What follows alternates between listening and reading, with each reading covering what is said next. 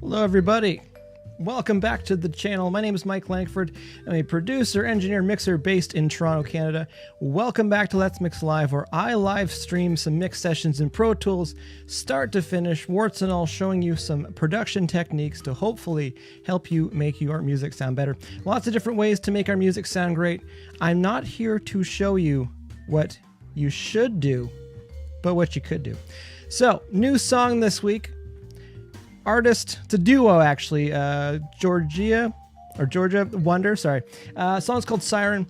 It's labeled itself as a disco pop rock tune. When I first heard it, I was thinking this reminds me of ABBA. And then when I started thinking of ABBA, I started thinking of Eurovision. Funny enough, if you get Eurovision, you get where I'm going with that. But very, very cool tune. Let's hop over into Pro Tools and get started on this. All I've done so far is bring in our 1 kilohertz test tone and the song preview and all the tracks. You may be asking yourself, where do I get these tracks from? Where do I get the most tracks from? There's a website called Cambridge Music Technology for educational purposes, and I guess entertainment purposes too. They have tons of multi-track recordings available on there. To use, again, for educational purposes. That's why we're here in entertainment. Everything from folk to metal, they've got it on there. There's hundreds of songs on there. So if you're a new mixer, looking to practice what you're doing. If you're not experienced mixer, especially looking to branch out, because a lot of us get pigeonholed into certain genres. So if there's other genres you want to mess around with, I highly recommend checking that out. Again, it's Cambridge Music Technology. The link is below if you're watching on YouTube. So that's where I get these sessions from. Don's here. How's it going, Don? Says, hey, Mike, thanks for going the distance on Dune Rider. Dune Rider was the last song we were working on. I think it was 5 parts. Fantastic tune. There's some songs that are challenges. In that one, there was things about the drums with that one where I was fighting it the whole time. But I was happy with where it ended up. Don, hopefully you're happy with where it ended up too. It was still a lot of fun to work on. I love drums. I love guitars. I love modulation effects. So all of that was definitely in my wheelhouse. So thanks again for sending that song selection in. I do appreciate it. Okay, let's have a listen here. Melody's here. Let's go, Melody. Been a while. Been too long, Melody. All right, so without further ado, all I've done so far is bring in the tracks, and if you can kind of see, there's a bunch of tracks on this one.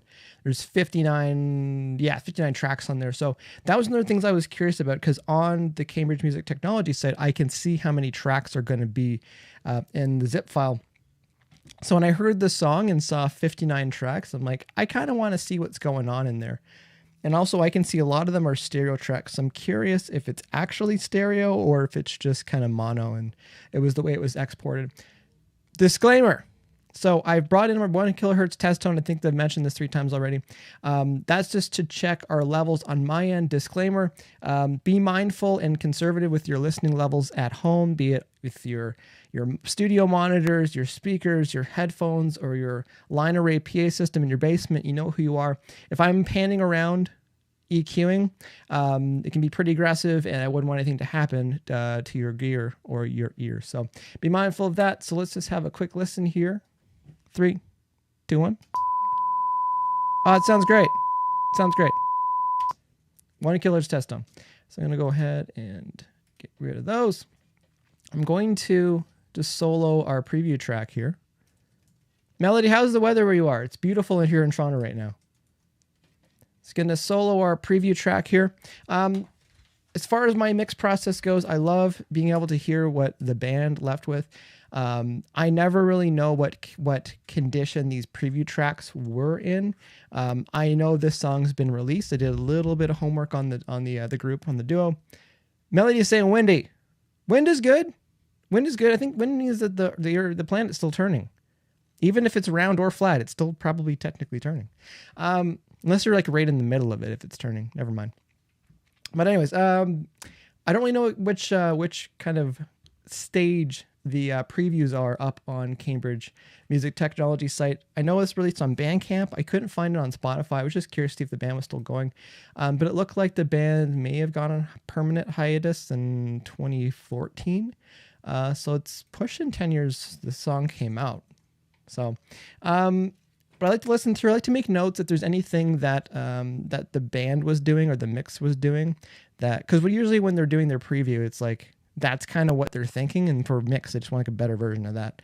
So if there's any effects on the vocals or any throws or anything going on where I'm like, okay, they're probably going to need to include that. Also, if there's anything that I think might be a challenge in the mix, listen for that, make some notes. If we need to do any prep for vocals or drums, that can be in the notes as well. So this song is 6 minutes and 17 seconds. That being said, there's a breakdown over here.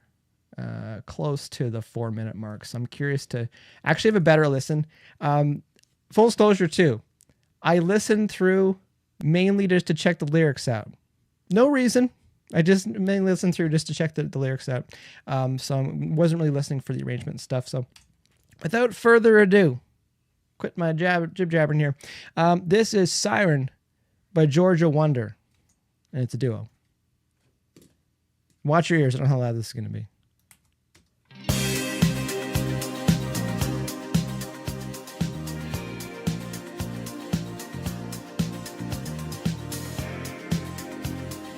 I love it.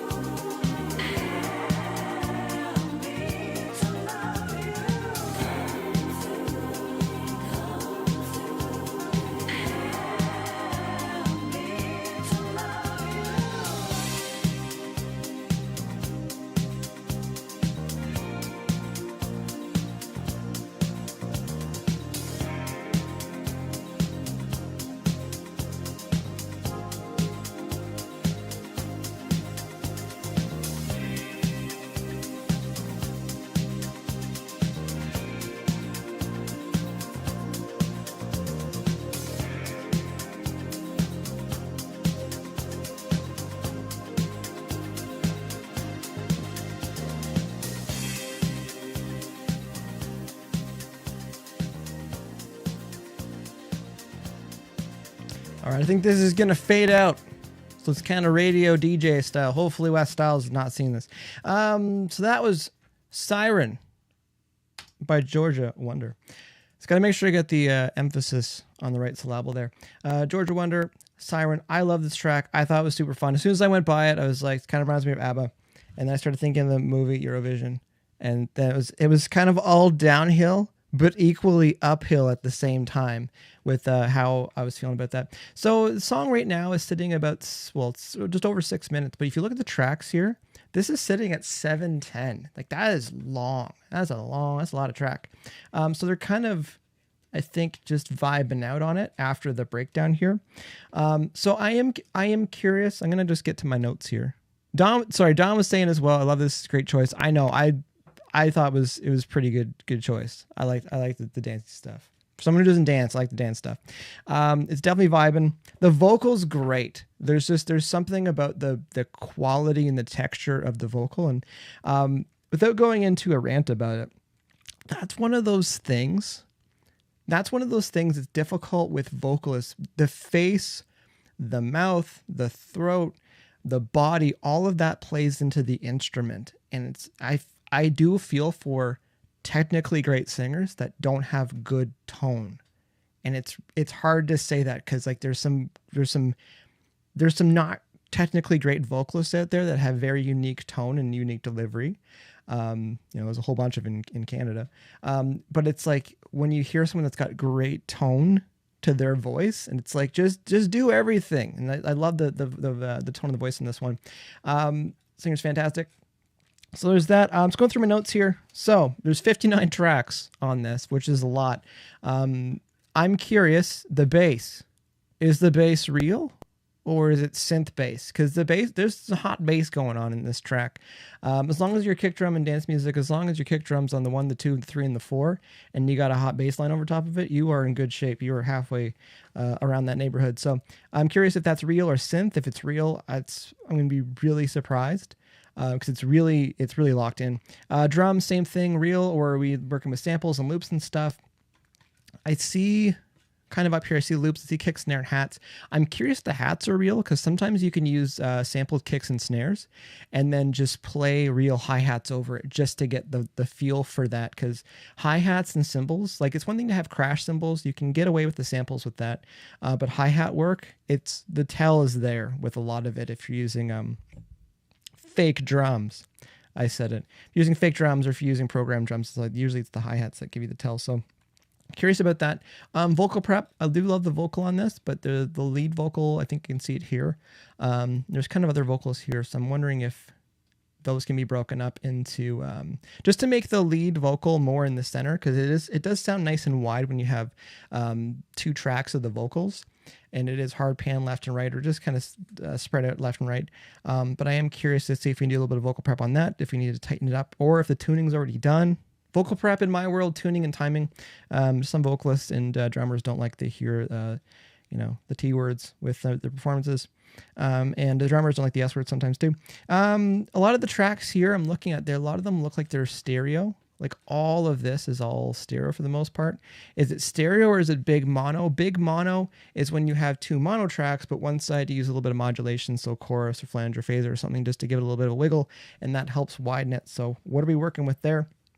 All right, here's we get into the things that may or may not get someone fired if they're mixing this. The chorus, like, I love shakers and tambourine. I love percussion-y stuff, and I feel like once the chorus hits, we could probably add some of those, even just loops of just shakers and tambourines, just to lift that chorus. So when we hit it, cymbal crash, and we have the dance party going on. So I was missing that when we got there. Also, under the list of things that you may get fired for, tightening the arrangement, because there's definitely some vibing going on. And I mean, I'm not going to use vibing in a bad way, but there's definitely some, like, it's just kind of doing the thing, but we're not going anywhere. The movement's not there. So there's a couple arrangement things we could probably try to tighten that up. We could probably get this song under 5 minutes, probably closer to 4:30 or something like that. So maybe we can mess around with that later on. That's a further down the road after prep thing where we're feeling good about stuff. And then I had a note here for the second verse. I heard acoustic guitars pop up there, and maybe we could focus on that in the second verse. or introduce that element and just kind of give it a little bit more of a stage. And also like right after, I'm not going to spoil the surprise, but the start of the second verse, there's a couple things I think we could try there. One in particular, just to give it a little bit more impact, because arrangement, in my opinion, arrangement, I'm going to word this. In my opinion, the arrangement has a bigger impact on the dynamics of the song than the dynamics have an impact on the arrangement, if that makes any sense. So there's little tweaks we can make here and there to the arrangement to give more punch to certain elements, not elements of the song, but there's certain sections of the song. So there's a few things we can try. There's not to say there's some stock things we can try, but there's definitely a bag of tricks we can kind of search around in just to kind of break things up. But like 80% of this, I like it. I could just listen to this on loop. This song could be 2 or 3 minutes long, and I'm like, yeah, this can just be on loop, and the children would be happy. But as far as it being 6:17, that's long. That's a long track. Also, the fade out here. So when we're kind of putting this together, we can keep that in mind.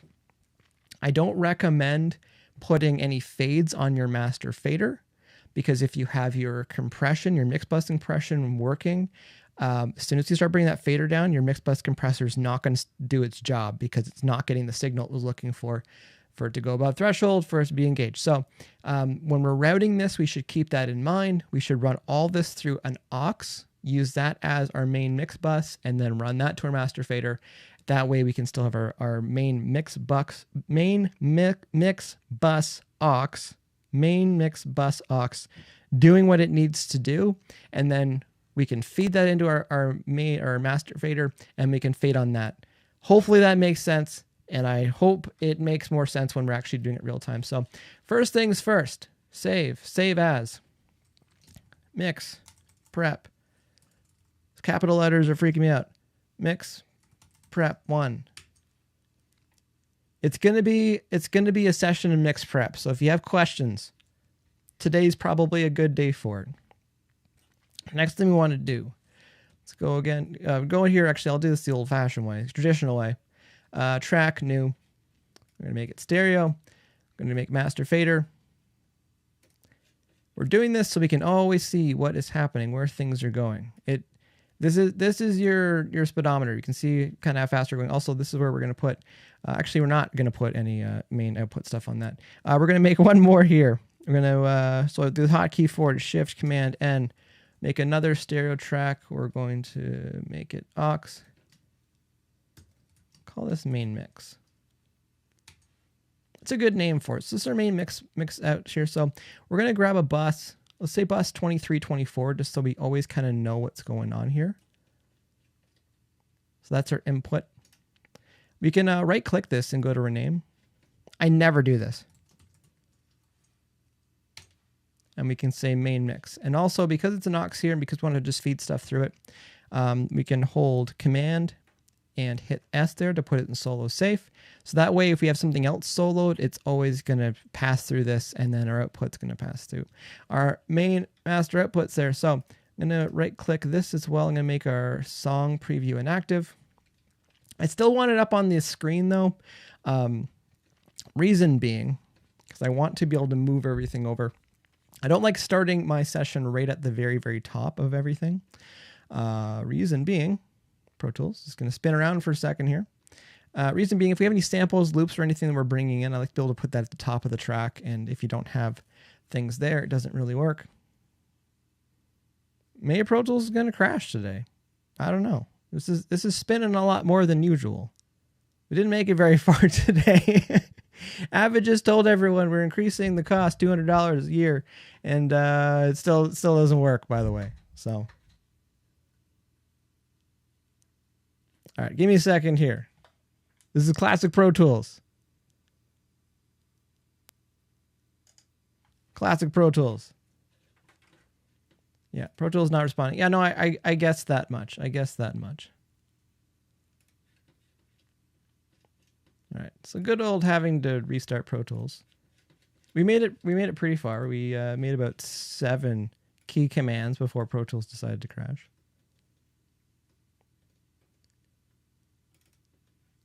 Should be pretty good though. There's a weird kind of corrupt file in there, so I don't remember naming anything. XFXV capital THVZ. Unbelievable, Pro Tools. Let's put the waiting for Pro Tools music back up. It's funny how I get the spinning wheel often, but it doesn't crash. It's like it just crashes when we're working here.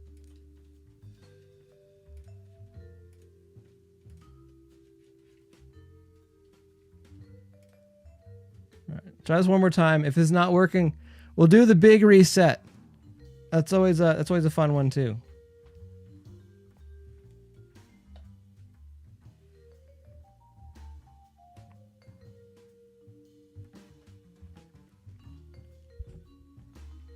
I can imagine like a year from now in the comments it'll be like, use Reaper, use Logic, use GarageBand. I do like Pro Tools when it works. It's pretty good, but all right, I need to do a big restart here. It's really not happy right now. Way she goes. It's not my first rodeo with this thing, so.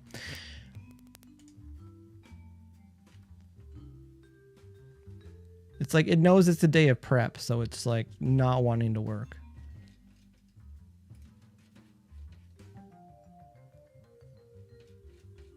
All right.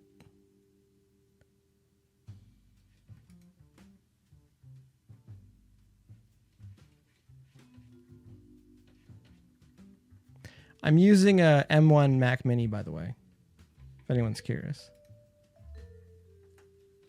And overall, rock solid, unless we're doing a live stream like this. And then there's hiccups. I can be working on this for hours. I can be working on Pro Tools and Final Cut Pro. No hiccups. We live stream for 20 minutes. Pro Tools is like, we need to take a break. Just don't have it in me today. Although one thing I've noticed is sometimes it doesn't like restarting, because I usually have about 4 drives hooked up to it. And sometimes when it restarts, it's a little bit cranky. So I have to unplug the drives and then restart it. So we'll see if that's the case today. We should be going again another several minutes or within the hour. So, all right. I think it needs a hard restart.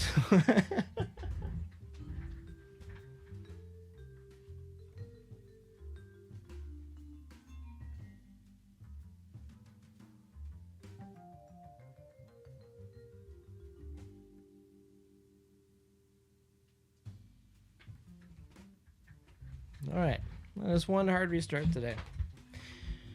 Yesterday, last night, to be specific. Don says, no worries, it's got a mind of its own. I know, it's between Pro Tools and the computer sometimes. Last night, tough one for the Maple Leafs. Although I would say it's like, you're kind of used to things going the way they did last night when you're a Leafs fan. But, last night stung a little bit because I felt like after the first period, they were like kind of trying. And then they like stopped trying. And there's nothing. Well, there's lots worse. There's lots worse out there. But it hurts as an adult who plays adult rec sports to watch professional athletes kind of quit during the game. Because as someone who plays adult rec sports, you know what it looks like when adults kind of quit during the game, but we're not getting paid to play. We're actually paying to be there. So, all right, Pro Tools is loading. That's good. That's an improvement over a few minutes ago. But yeah, no, Leaf game last night it was a little bit. It was tough to stomach. And I joke, when I watch, they don't do well. So let's just go ahead and say I'm not available tomorrow to watch it. And I'm not available Thursday to watch it. And I'm not available Saturday to watch it. So games 5 and 6, I won't be watching. And if there's a game 7, I've already made plans. So Guess what, everybody? We're back. Let me check one thing, actually. Just gonna check one more thing out. Okay, looks good.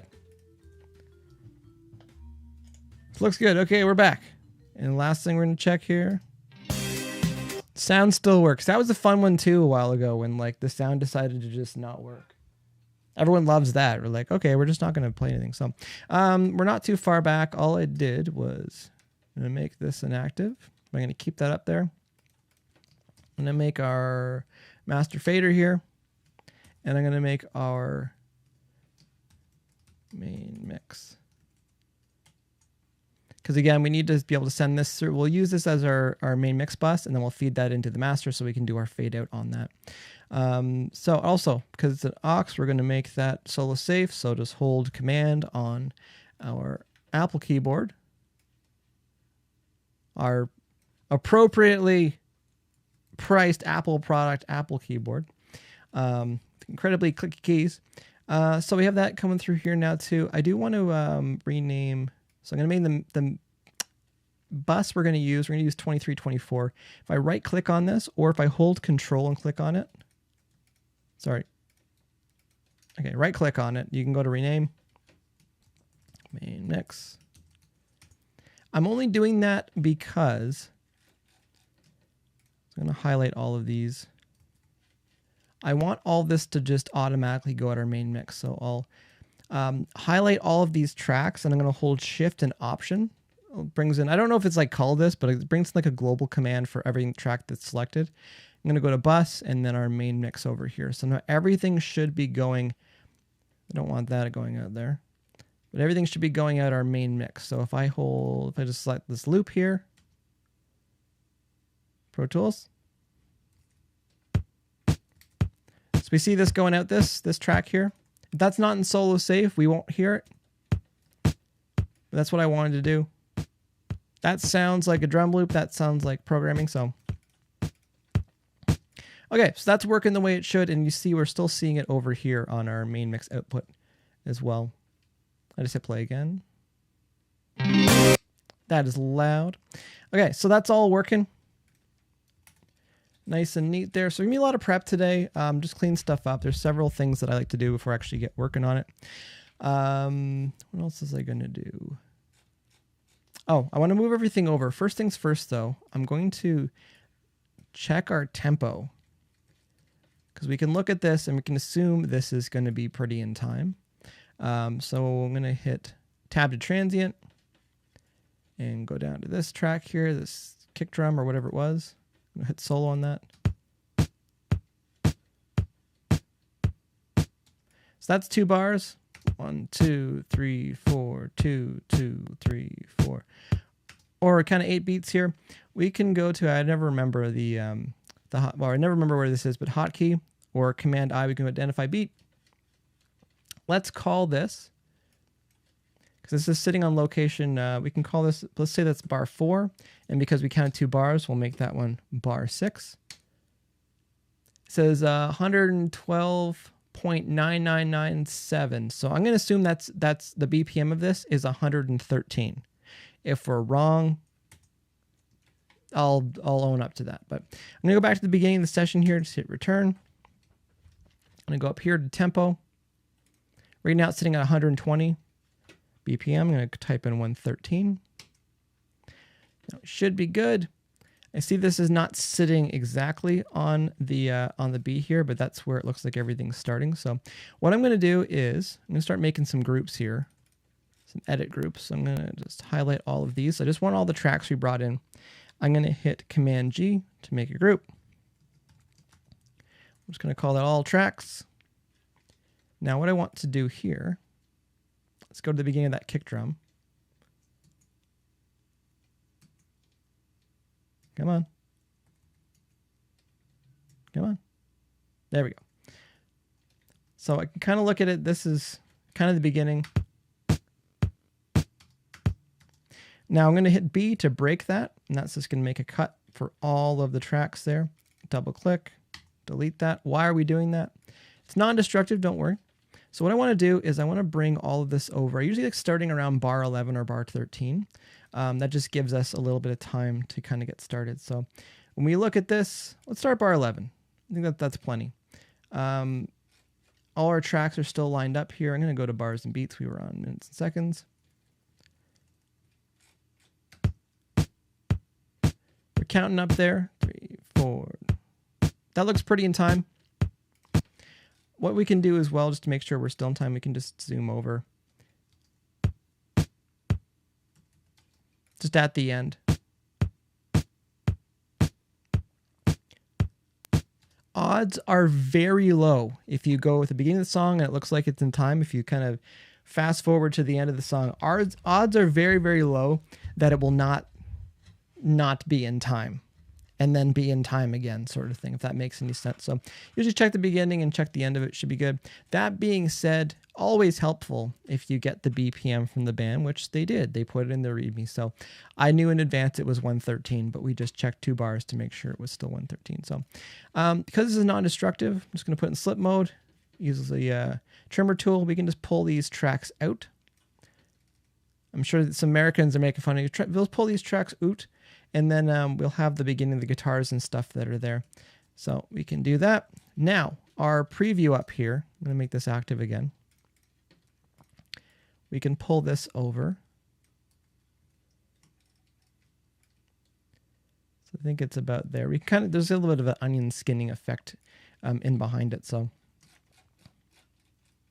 I have a trackball. That's how I can just kind of rip around like this. You can just kind of eyeball that and it should be good. Just going to do the track. Super loud. Just going to bring this down. Oh, because everything's soloed because I have a group on.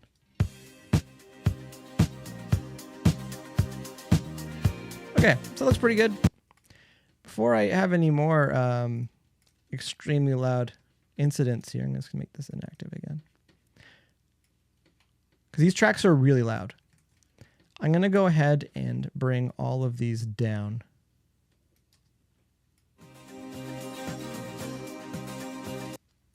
Now, sometimes I would do a faders up mix. I'm not going to do that right now because I think we can just start putting these into our musical families. I highly recommend putting them to 3, 4, 5 musical families. So this, we know we have our drums, we have our bass, we have our guitars, we have our pads, and we have our vocals. So there's 5 families there. This helps us kind of get a better gauge on everything that we need to kind of focus on and reel in. So you can focus on your drums and percussion. You can focus on your bass. So your drums might have 10, 12, 20 tracks. Your bass might have 1.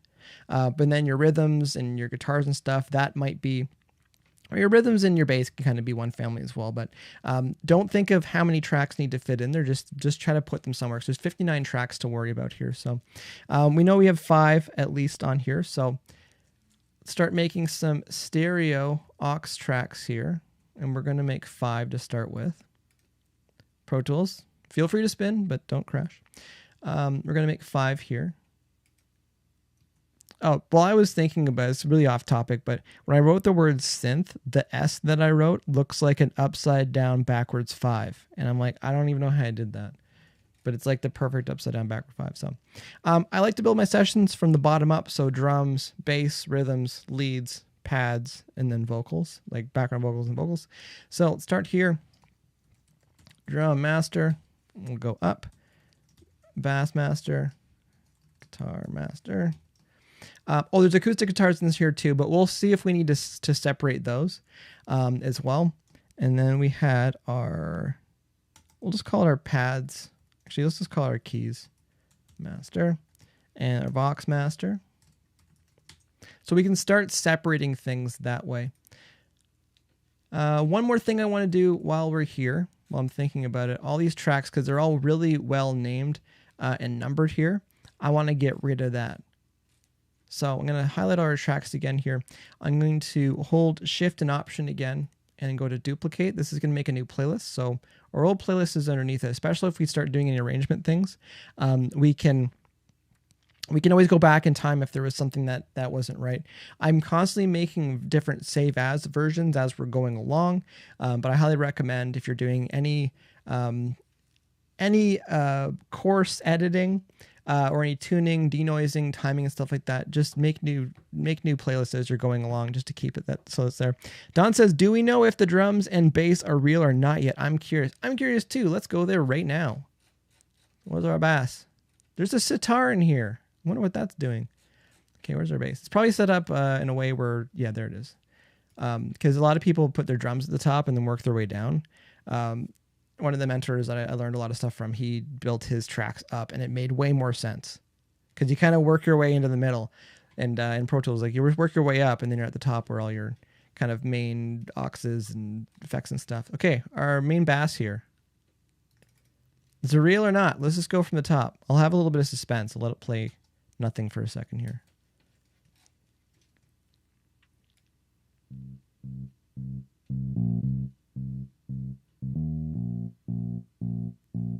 Okay, it sounds like synth bass to me. Like synth, like MIDI bass.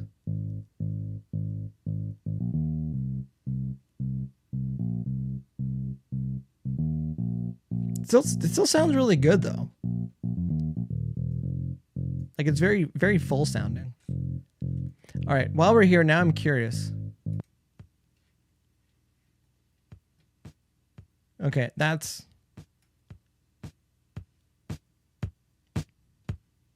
If you put the shaker in, that's Billie Jean. Okay, that's drum machine too. It's loop. Feeling that. That's sample. We can work on that snare. Moment of truth. Hi-hats.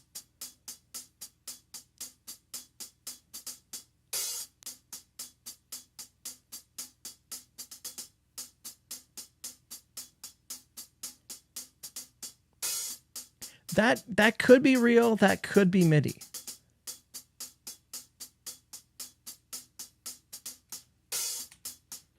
Just gonna look at this for a second.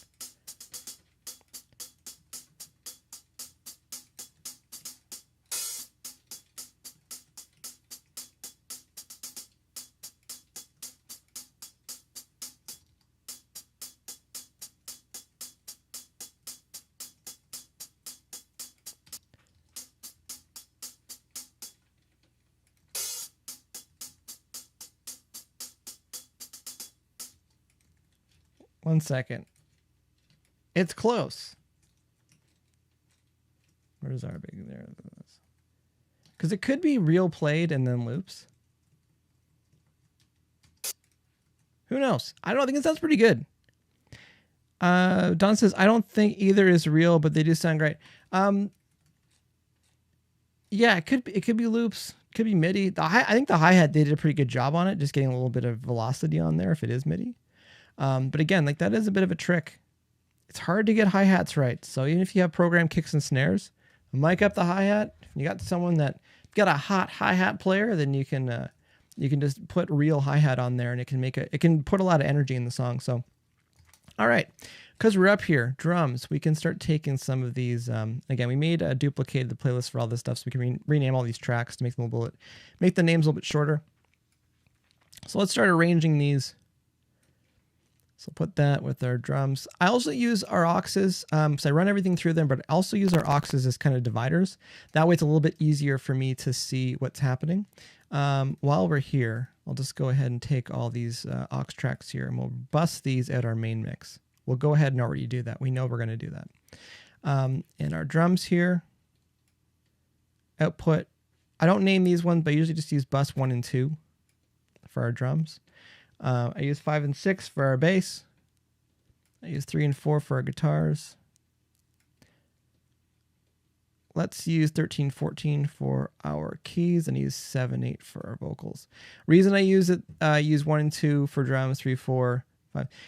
For a lot of rock stuff that I do, that's kind of my main go-to. And then keys, auxiliaries, pads, all that kind of stuff. It's usually a little bit of an afterthought, for better or worse. Why run my guitars at bus 3 and 4? Because when I'm tracking guitars, I'll track my guitars before my bass. It's a lot easier to change the bass to fit the guitars than to change the guitars to fit the bass if the bass did something that wasn't right. You know, it happens sometimes. Even though people do pre-production, sometimes people get in there and they're like, I thought you were playing this. No, they weren't. Okay, so what else is on here? I'm going to put our sitar. What's our sitar doing?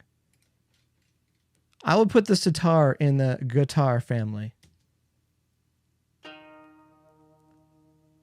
That's probably MIDI. Just little accents. Okay, that's cool. Someone can take that production technique. All right, so we'll grab that with our guitars here. I'm going to grab the acoustics and the electric different auxes. So we're going to bring this down here to our guitar master. That looks good. I'm going to make one more aux here.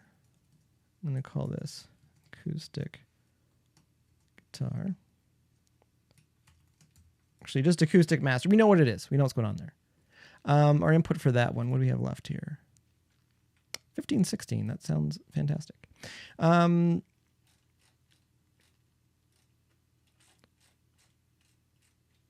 There it is. Acoustic guitar up to here. And acoustics.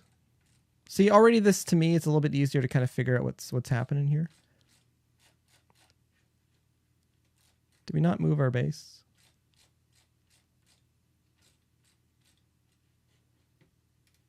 All right, we'll bring our bass down. There might be some synths we can kind of bring down to the bass family. Usually the bass family is pretty lonely down there, but there could be some other stuff we could bring over. Okay, there's SFX here as well. I'm going to go ahead. This is getting pretty bonkers for what I usually do, but we'll do an SFX or special effects families. Well, sometimes I usually just tuck that stuff down with the drums, but let's just put that here just so we have it. So we'll make that bus 1718. That sounds good. All right, vocals, strings. So all these synths, you can put that with the keys family. Let's call, we're calling them synths here, so let's just call this the synth family. The synthesis family. Sounds good. So we have everything separated here. So I'm just going to bring all of these tracks a little bit smaller. So you can see, even just having those auxes for the subgroups for everything, to me, this already cleans things up a little bit. We can see the groups of what's going on here a little bit better. So that looks good to me. Also, a little bit of staircasing going on here, which is fantastic. Once we do a little bit more cleaning up, it's going to be really easy to read, or to just visually see, for us to visualize what's happening and what's going on here, because it gives me anxiety seeing these tracks as large as they are like this when they're just kind of start to finish. So, all right, let's go ahead and start renaming these tracks. I'm going to hit Shift Command S. I made a hotkey for this because we've got our tracks kind of separated here now. What time is it? 10 to 8. We're doing good. So let's start renaming our tracks here. So with our vocals in particular, I like to try to start them all with Vox and then whatever it is. That way, if we need to export everything, it's a lot easier for making the file names. So all our vocals will be together, all our synths will be together and stuff like that. So I'm going to call this, that's lead Vox. I'm going to call that Vox lead 1. And then .c, so I know that's our comp. That's our kind of finished where we were at. If we do any tuning or timing, I'll add T. If I do any denoising or any restorative processing to it, I'll usually use a Z for denoising or declicking or something. Okay, so that one looks good. Vox lead double. So let's call that Vox lead double. Let's see. Call it double 1 if you need it. Okay, Vox BG1. Where it might be stereo track, it is a stereo track, so maybe we'll call it 1, 2. Vox BG. Let's just call it 1 for now. See how far we get. You can just copy these and bring them down. BG Vox 3, BG Vox 4, BG Vox 5, BGVox 6.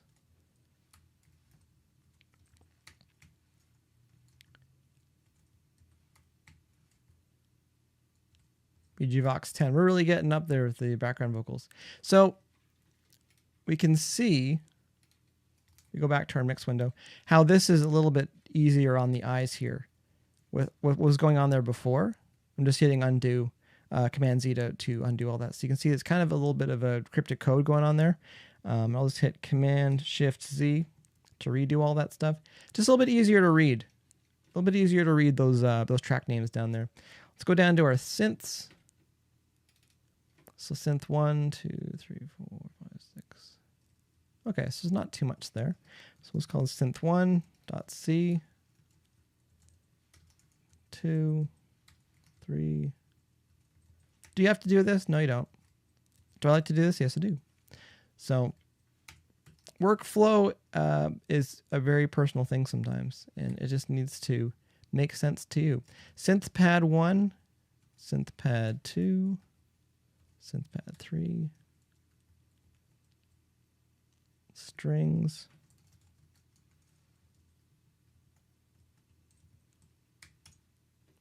we could always just call that, if it's not fitting properly down here, we can just call that pad 1.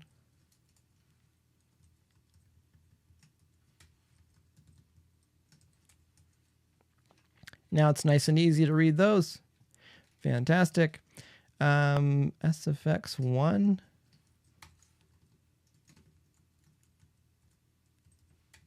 2, 3, 4. Curious what's on these, because sometimes there's some little tasty nuggets in those ones. Okay, acoustic guitars. So I like to just call that acoustic guitar 1. Again, whatever naming convention makes sense to you, but I think it's good to keep in mind, and I definitely pass this on to the students, as I've had it passed on to me. Try to arrange your session in a way that you are not going to finish it. So if someone else has to open it up, should the unforeseeable and unfortunate happen, and your last words are, you take out of your pocket, you have a thumb drive, and you say with your last few words, finish Siren, the Siren mix by Georgia Wonder for me, and then go, Elise, go. And then someone could pick that up and go, at least one of these I can take care of. At least one of these is going to get done. Okay, so that last thing here too, electric guitars. So we'll just call this guitar 1 and this guitar 2. Just got ahead of myself on the key commands there. Guitar 3, guitar 4, guitar 5. For this many tracks, I'm curious what's going on here, because there's a lot of tracks, and I don't know if they're doubling everything, which wouldn't make a whole lot of sense. But for like how much I didn't hear guitars in the track, I'm curious why so many tracks. 13 guitar tracks. This is a guitar band. This is more of a guitar band than the band that has guitars in it. And sitar. I love the sitar. All right, so we get all the way down here. So this is the way cleaner looking. What's going on? I might make some more subgroups in there. Some track editing or edit groups. Our bass. I think it's MIDI. Doesn't matter right now. All right, we're into drums. I'm going to, just for my own sanity, I'm going to move the loop stuff down to the bottom. I'm going to make this kick. I'm going to make this snare. Hi-hat. That's called cymbal rolls. Let's go with that. Might be kind of swells, so we'll see. It might be crashes. Don says, I love the sitar too. Well, it's different. I snuck sitar on a kid's album one time, and I was pretty proud of that. So it's one of those things where, like, some instruments freak people out, and not that it's freaking out the the artist by any means, but it's interesting how some people interpret certain instruments. Tis what it is. We'll leave it at that. Okay, so we have our musical families here. I'm going to highlight these.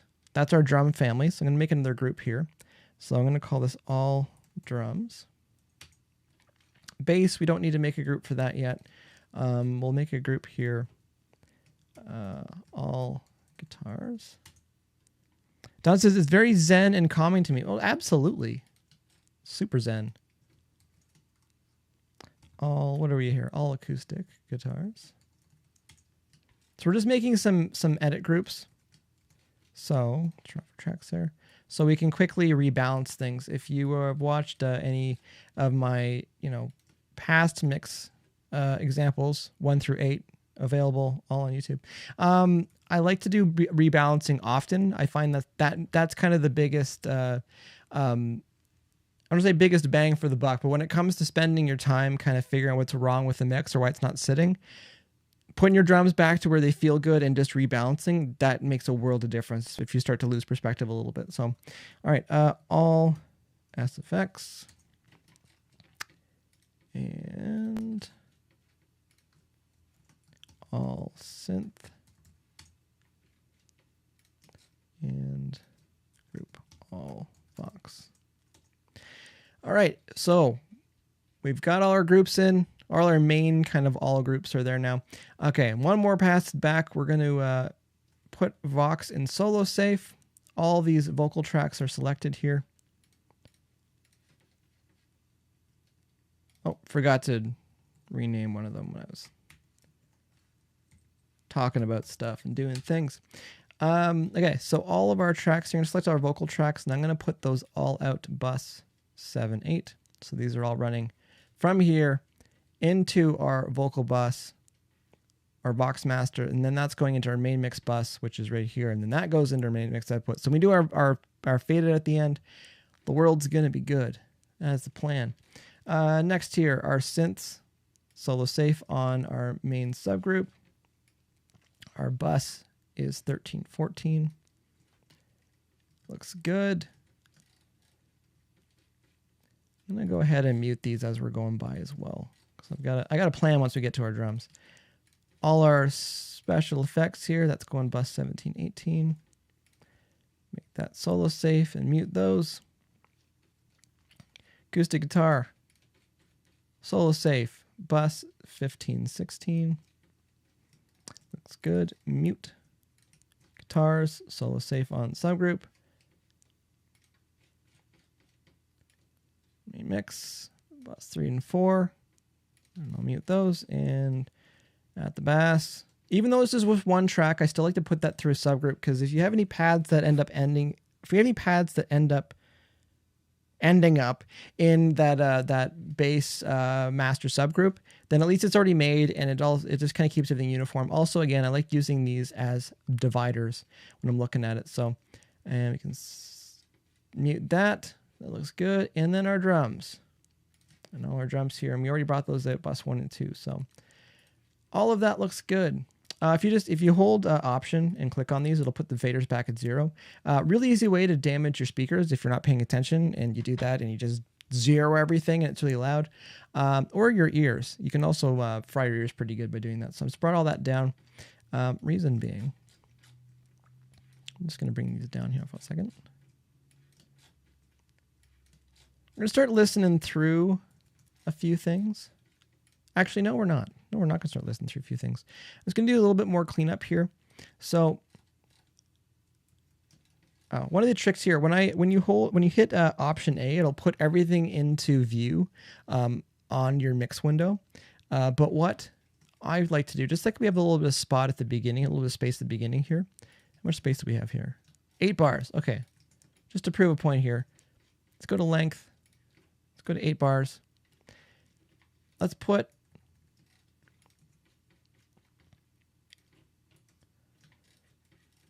bars. Let's just put a marker over here. We'll go to grid mode just to keep the world where it needs to be. If we hit enter on the number pad,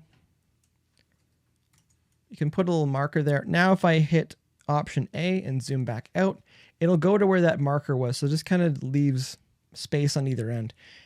Does this make the mix sound better? Will buy a house? It will not, but it just makes me feel better when I'm looking at this. So next thing I want to do, so I'm just going to go through here. I'm going to make everything. Just going to hold Option and just bring all these tracks down a little bit, just so we can see them a bit better. What I want to do now is we're going to go to what's referred to as strip silence. What is strip silence? So you can see there's silence on either end of these. So we can just, there's no real rhyme or reason to what we're doing here right now when it comes to the start and end pad. It's just how much space on either end of the strip silence. So what this is going to do is get rid of everything that's not in this white box here. So we're going to hit strip, and you can see it just cleans up either side. I like that. That makes me feel better about life. So if we're looking at where these tracks are,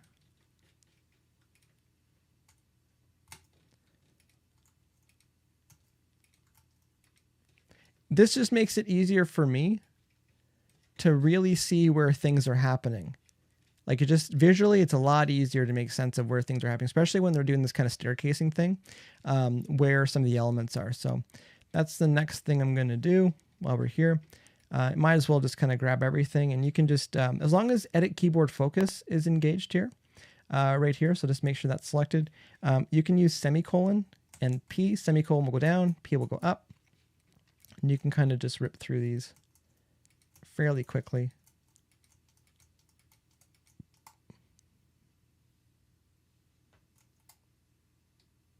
There we go.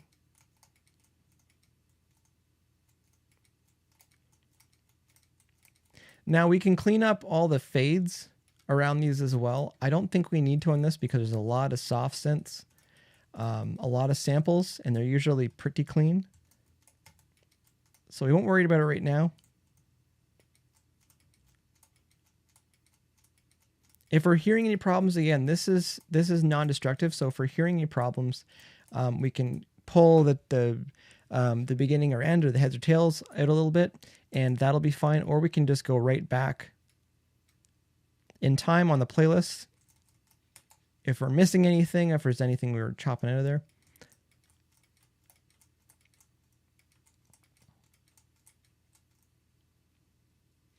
Pro Tools. Oh, we're at the end. Okay, so that just took a couple minutes. It takes even less time if you're not talking through it. But you can see how much cleaner, to me personally, how much cleaner this looks. Being able to see where everything actually is, opposed to just everything being giant waveform blocks everywhere. So that looks good. Let's start listening to what's going on here. So we're going to do a little bit of a faders up mix. One thing we can do, also save as, I do have a hotkey for this, but we'll save as mix prep 3. Just in case, you know, very rare occasion, just in case Pro Tools crashes or something. So let's start doing a bit of a faders up mix, just to kind of, we'll listen through the tracks, but also just kind of build things up as it's going along. One trick I like to do, it's not really a trick, but it's something to keep in mind. Output window button. I don't know how to get at this on the mix window, but on the edit window, we can just click this and just bring this window up. We see this often for our mix buses and our auxes and sends and stuff. Hit this red button here. That'll keep that on top. So if we bring anything else up, let's just do this for, so we bring this up. If we switch to a different track, it'll swap out what it is. But as long as that red button's deselected, it'll keep that on top. So I'm going to keep that on top so that when we're bringing our sounds up here, we're going to start with our drums. Highly recommend starting with the drums so you can kind of figure out where your peaks and main transients, like figure out what they're doing. So I'm going to bring all of these down, turn our groups off. To suspend your groups quick, Shift Command G, and you'll see down at the bottom left here, they'll become grayed out and they're suspended. I do that often instead of turning groups off. Also, if you hold Control, I believe it's Control. Yeah, if you hold Control, you can just move one fader at a time. So it's kind of on autopilot for me when I decide to either suspend the groups or just hold Control. Also, if you want to do any fine adjusting, hold Command. So if you just want, if you need it to just be 0.2 of a dB, if that's what's gonna If that's what's going to make the lead guitar player happy, you can get in there like that. If not, it's a bit tricky. It usually goes 3 or 4/4 of a dB increments there. So I'll stop talking. I'll hit play on this. We'll just kind of build this up and see what it sounded like. Okay, so that's kind of a pretty boofy kick drum. It's pretty good kick drum, actually. Okay. I like that snare. It's kind of Lindrum to me, which is good. These are really loud too, by the way. We maybe could have done some, what's it called?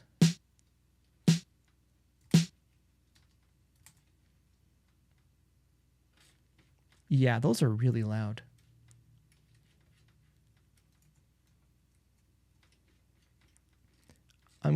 So what I did there is I just highlighted everything and then I hit Command H to heal these.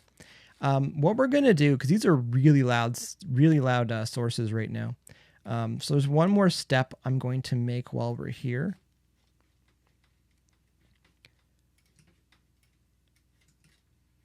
I know we just like changed everything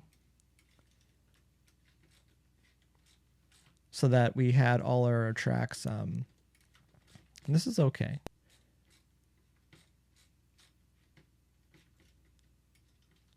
It's going to make a little step back here because these tracks are super loud, and I subscribe to the idea that a lot of our plugins are modeled after analog gear, and they're expecting certain levels. Most digital audio workstations, as far as I know, their 0 VU is around -20 dBFS up to -14 dBFS. You need to just figure out what your system's working at. But -18 to 16 is kind of a good place to think about that. You can see on Pro Tools here, -20 seems to be where green turns into orange, so we can assume that that's where they want their 0 VU to be. So how loud these tracks are, these might be crushing some of our what's it called, some of our plugins and stuff. So what we can do here is just use clip gain just to bring them down a little bit. We don't even need to listen to this stuff, to be honest. We can just use clip gain just to bring this stuff down a little bit, just to give us a little bit more headroom. So you can see it's a little bit easier there. If I just hit undo, you can see it's pretty loud. So we'll just bring those down a little bit. Give us some headroom to work with. It's going to take a minute, but I don't want to say trust me, it'll be worth it. But it should probably be worth it to give us a little bit of headroom. All right, is that symbol there?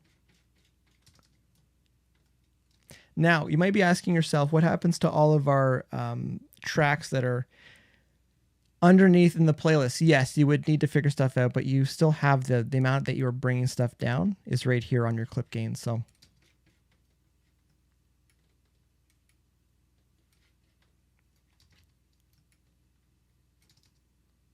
let's bring that down a little bit. Our loops here. Before, what we had to do was like manually change everything, like select it and then make, like use the gain audio suite function. And then render those. So we'd make a whole bunch of new tracks when you do that. So we can see we brought that down quite a bit. This could be dangerous, but I'll do it anyways. These are all selected. I'm going to go back in time on one. So you can see how loud those are and then how much we brought those down. So that should help with some of our levels when we're putting our plugins on and stuff. Just going to zoom in here. So I'm going to check this. That looks good to me. All right, moving on to our bass here. Let's see how much we need to bring that down. That's quite hot. Hot bass.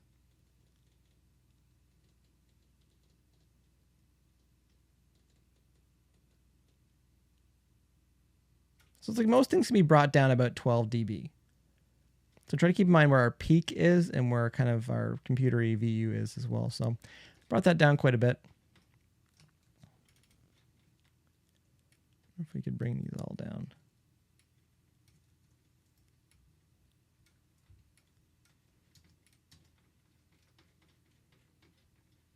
Okay, that looks pretty loud.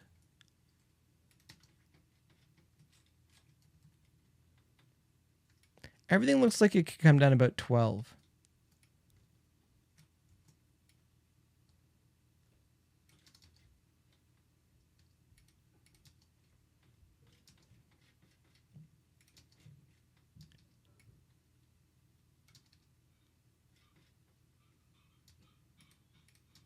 Someone's either making dinner or tidying up upstairs.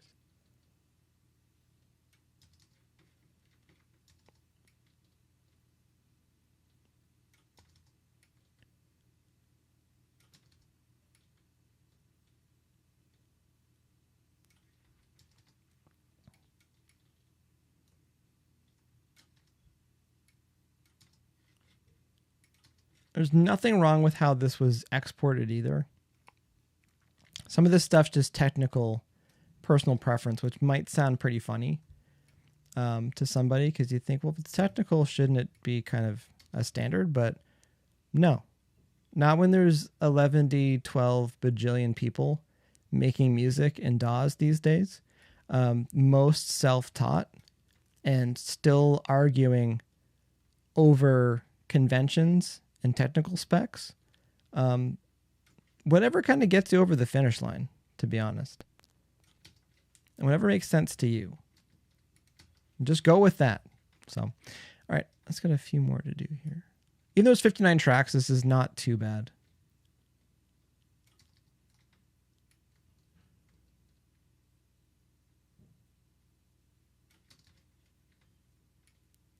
And I'm sure someone at home knows a faster way of doing this. If you do, feel free to put it in the comments below.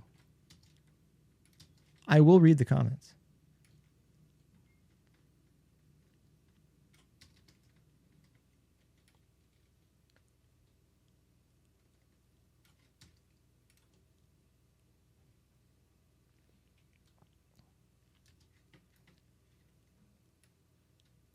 For all this stuff too, I half joke about it. I'd be usually having TV or sports or something on off to the side.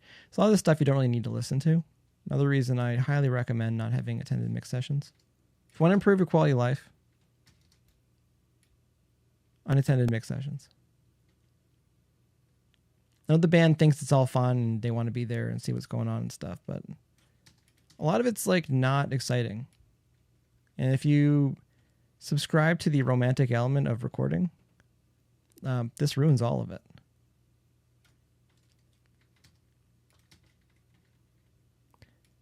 Yeah, everything about 12 dB.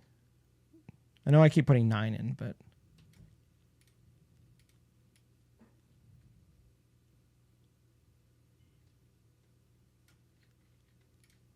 that looks good.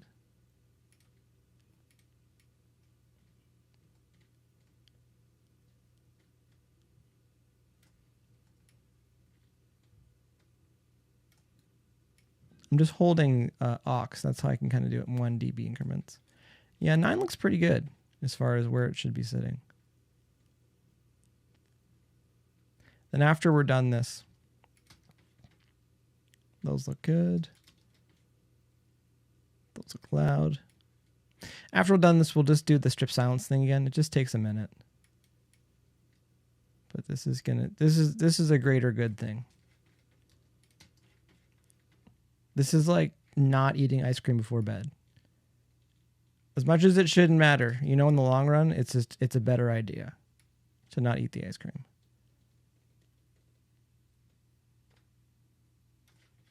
As much as you feel like a fool saying that.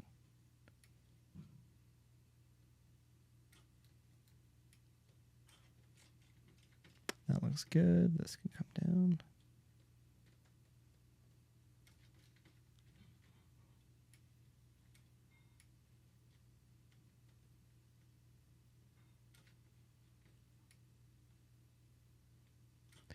Oh, we're getting there. We are getting there. these 3 vocals over here. These can come down.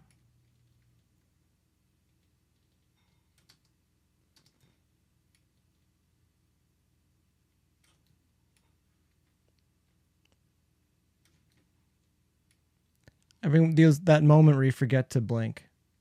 You're just working on stuff.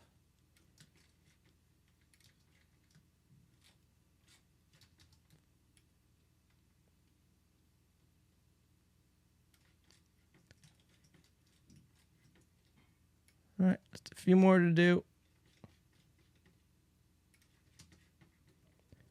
Probably don't need to listen to these ones. I'm at -9.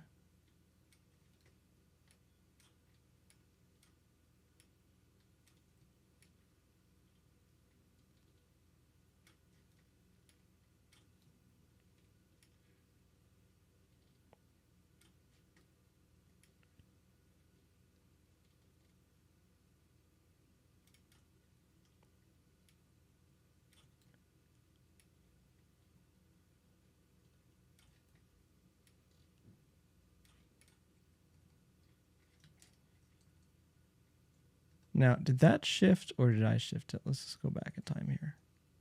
Yeah, that was me. That was pilot error.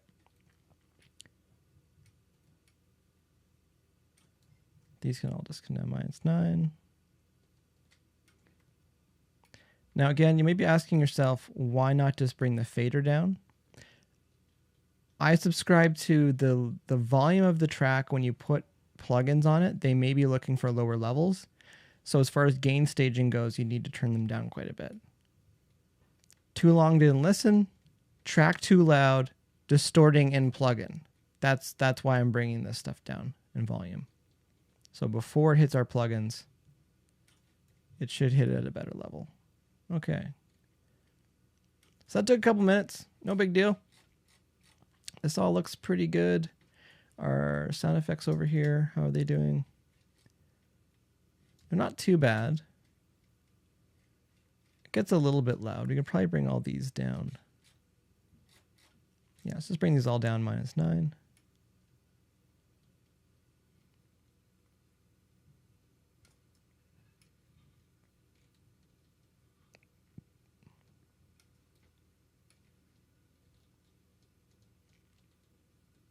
Yeah, beautiful day in Toronto here. Went for a lovely walk. My lovely wife before started streaming.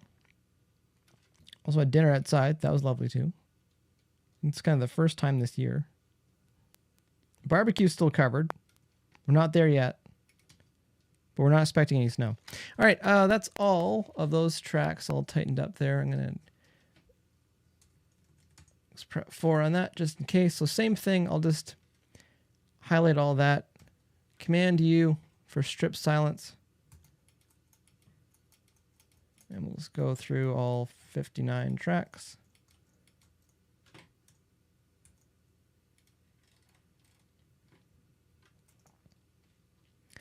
Just takes a minute to go through and do this.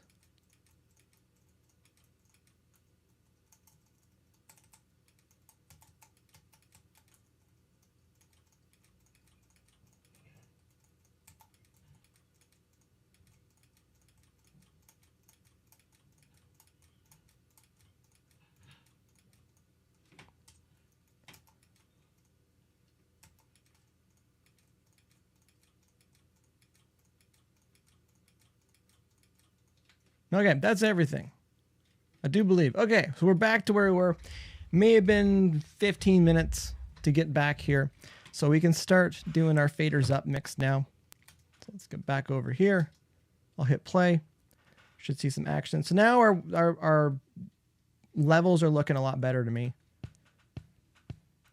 I know we shouldn't worry about how our levels look, but we should. Because again, I subscribe to our plugins are looking for lower levels.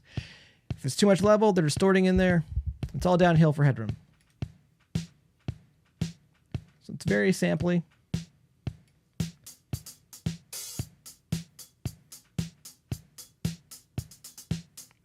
Okay, it sounds more MIDI to me now.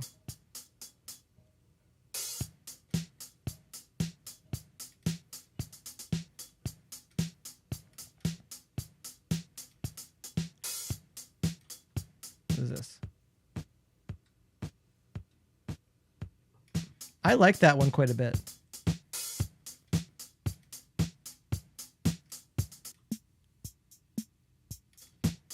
Okay. And turn our groups back on so I can do a little bit of rebalancing.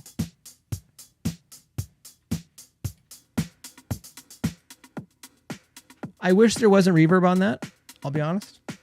It's not going to keep me up at night, but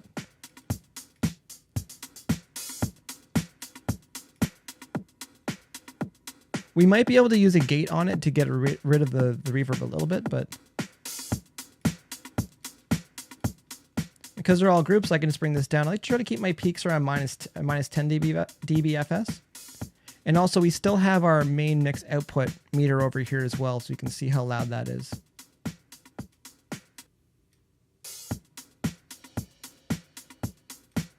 Let's go to where those cymbals are, because maybe there's some stuff in there we're missing. It's a little bit of a swell.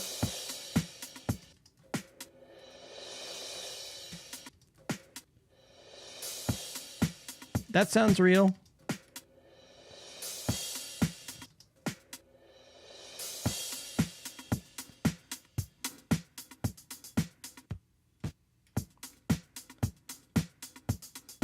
I like this loop, but we're probably going to trigger our own kicks and snares off these because I'm still missing some of the subs. I'm using NS10s, I'm using headphones, yes I know, but I'm still missing a little bit of the subs already. Okay. It's part of the breakdown there. Okay, that sounds pretty good. Let's keep moving along here. So let's go back to the top here. Listen to our bass. So our bass, I'm pretty sure that's a MIDI bass. Sounds great though.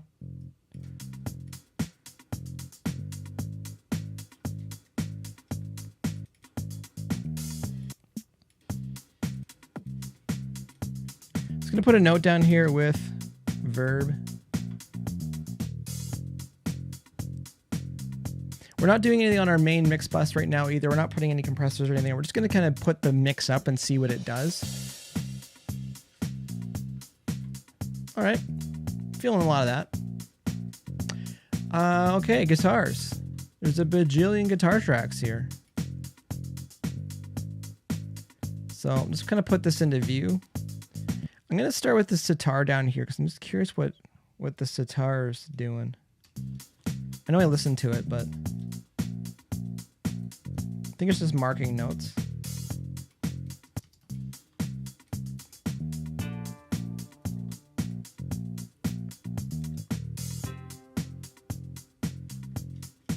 Okay. So it's probably just marking the chord changes. Let's continue working our way up. I think this one got moved as well. So we'll just go here, suspend our groups. Yeah, it got moved. Put that on grid. Nope, that didn't get moved. That's just how it is. Okay. So we'll just trim that. That works too. This electric guitar. Okay, that's a little bit of an atmospheric-y thing going on there. So we'll just call this Atmos. Now we see all these guitars here. There's 6 of these tracks. I'm going to make a prediction. They're each playing one note.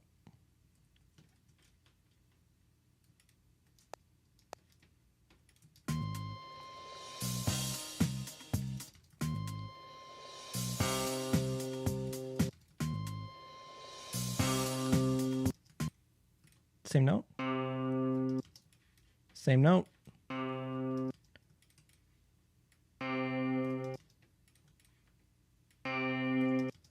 Okay, so they might be building a chord, one note at a time.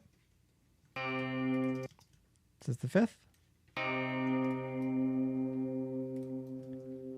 So they're building chords one note at a time, which is a cool trick.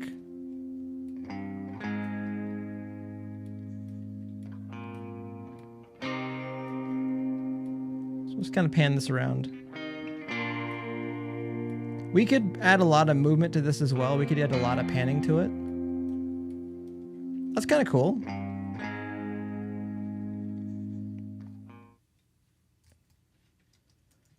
Some cool stuff going on there. So let's already take this here, and we'll call this guitar 9 through 15. So now we've created another subgroup there. So if we do this, turn off our guitar subgroup, we can actually, sorry, 9 through 14 is what I want. So we will rename this, modify, rename, and we'll get rid of that. Just right click on your groups and you can go to modify and get in there. So now we can move all that together.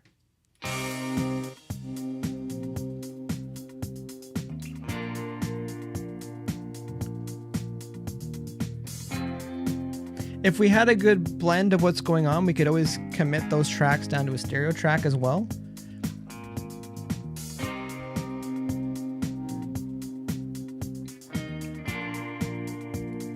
I'm just holding control just to move one at a time. I'm liking that.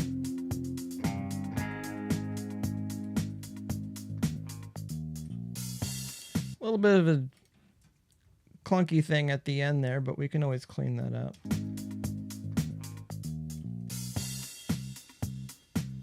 We'll see if it's bugging us. Maybe just leave a little Easter egg in there. Can't fix them all. Moving on here. 7 and 8. What are these two doing? Don's throwing some horns into the chat. What is this? A little bit of some sweeps there. Or rakes. Let's call those rakes. That's nice.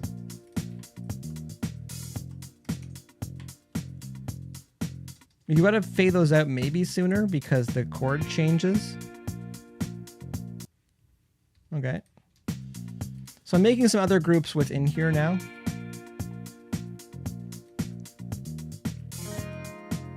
Yeah, some rakes there, so it's 5 and 6.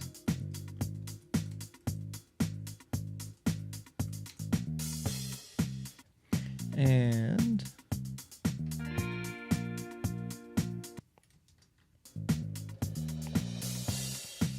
same thing? Yeah, looks like it.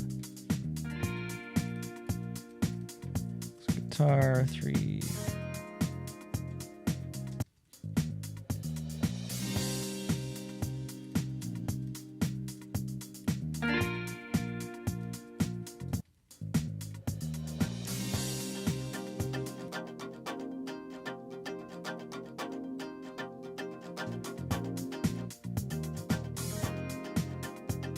So listening to this, actually, this is a good teachable moment here. Often in songs, I add in what I refer to as passing note especially for a lot of choruses. Usually, there's a high note on a keyboard or a synth or a string or something that's in the key of the song. I know it's a keyboard, but there's lots of keys on there. So a note for the key of the song that can just pass through the entire chorus, and it kind of helps lift it. It kind of helps add some energy to it. So I'm kind of hearing that vibe from this, because it'll fit over top of what the bass is doing.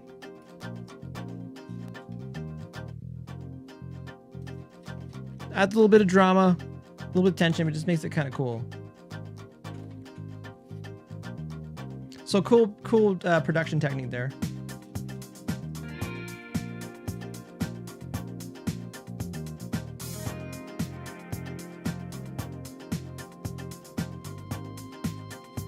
So a little damasker thing there.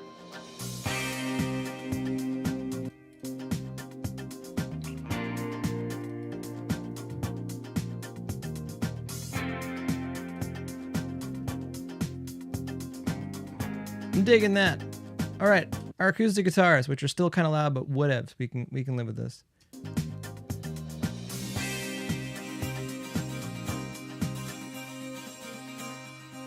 $12-string guitar, I'd bet.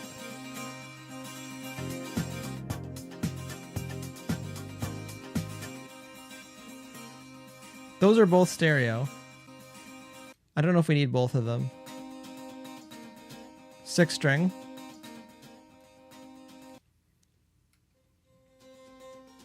Octave up, 6 string. That's a room mic. So we'll call this 12, 12, 6, 6 plus octave, and then room. That's probably the most cryptic thing I'll put in here, but these are already in a group.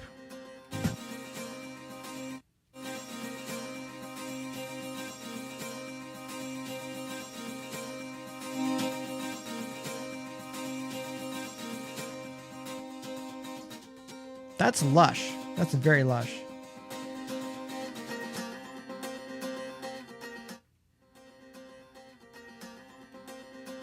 I already don't like something in that. 1 second. Oh, come on, Pro Tools.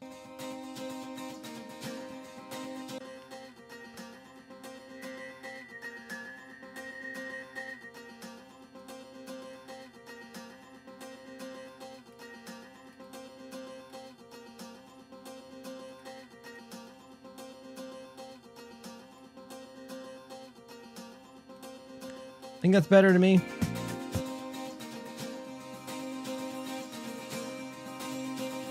That sounds pretty awesome.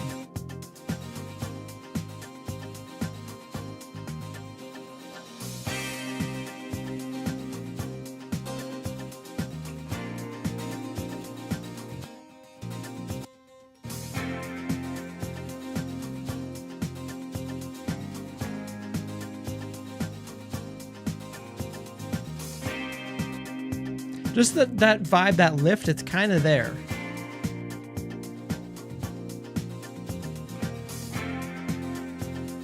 Okay, moving along. So we're just doing a faders up mix right now. Again, there's lots of Don saying, "Whoa, that 12 string, both of those 12 strings is kind of just vibing on that one chord there." Yeah, that's doing a lot. That's adding a lot of energy. Again, simple as that. This special effects here. Let's start going through these and see what they're doing.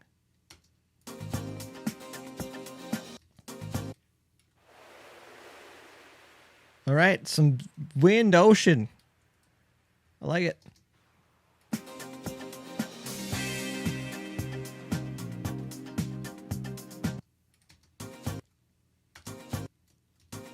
Oh, come on. I didn't. There we go. It's just some ocean sounds. I don't normally use the comments here, but when you have ocean sounds, you should probably put that in the comments. So if someone's like, "Hey, I need more water, it needs to sound wetter," like more reverb or more ocean.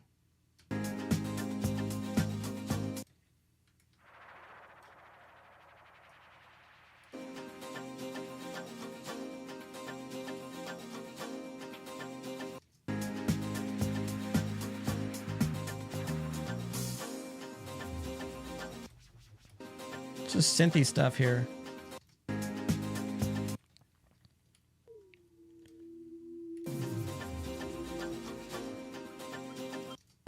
All right, there's just some UFO landing stuff going on here.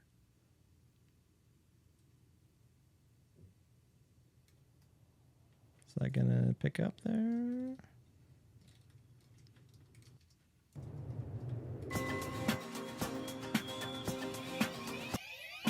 Yeah, this is all just kind of UFO noises.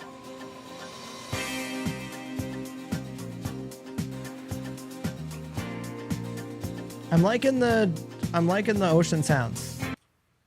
I didn't wake up today thinking there's going to be some ocean sounds in the song we're going to work on today. But I've been surprised before. Since there's a whole bunch in here. Let's just go to this one first. This little one tucked down here. What's this one doing?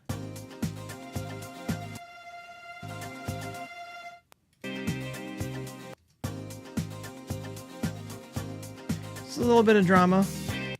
Okay, what's with this?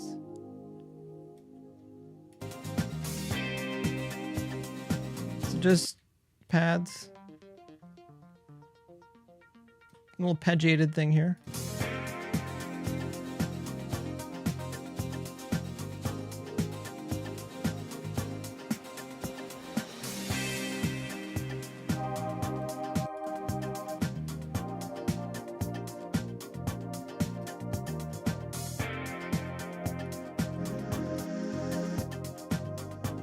I'm gonna leave all these stereo. I think they sound good stereo. I have a correlation meter in front of me as well to kind of tell how wide things are. So far, I haven't heard anything where I'm like, okay, this is redundant or this is not necessary. All of this is necessary.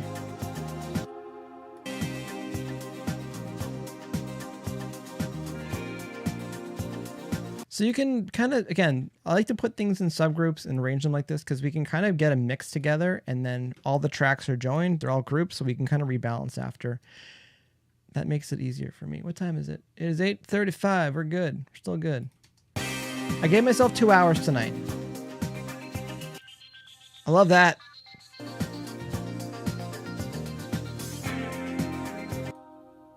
Some kind of patty stabs there.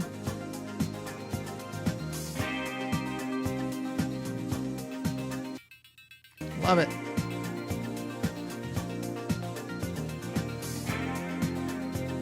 And there's one more down here. It's a swell.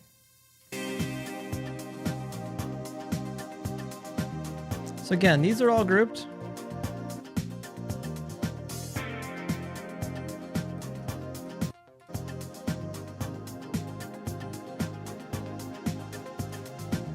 So for rebalancing, it just makes it real easy.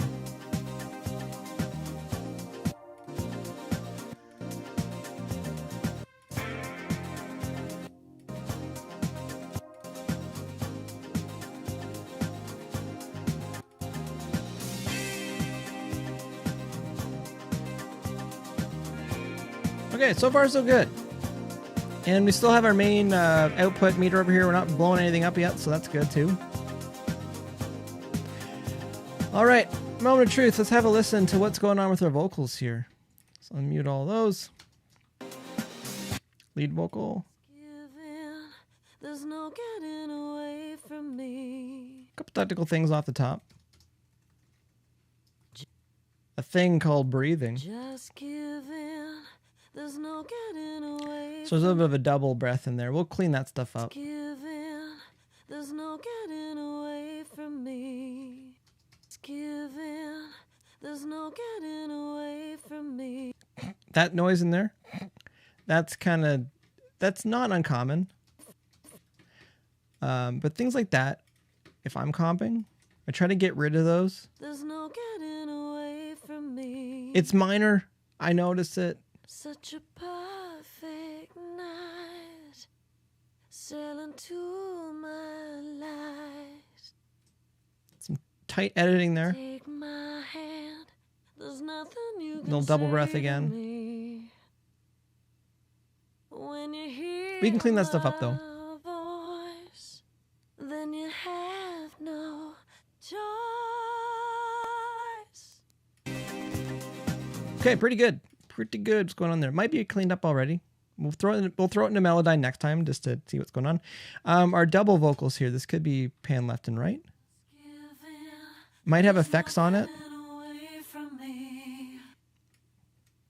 Such a perfect night, sailing to my light. Not sure. Just give in. There's no getting away from me. Sounds good. Whatever you're doing. What is here? No lies. I see your future. Two vocals.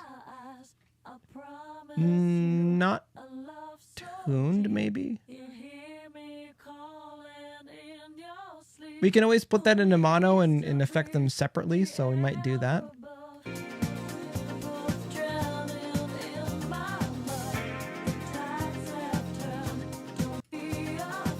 What is this one?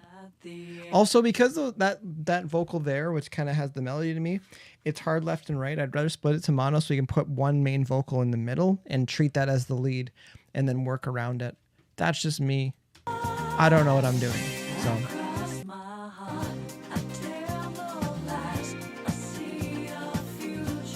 low harmony. I'm liking it. Now this one, the tag after the chorus, because because the song's called Siren, brackets, Come to Me. So that part to me could be hard left and right and be fine.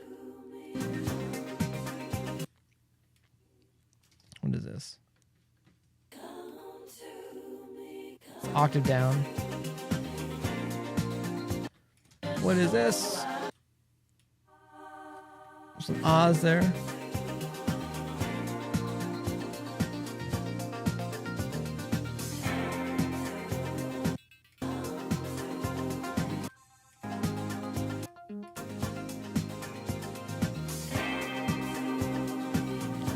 All right, overall, what's this one doing? Little call response.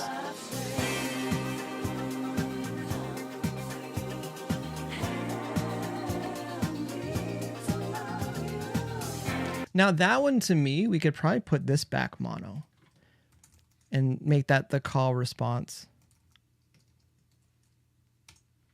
Just make a couple notes here.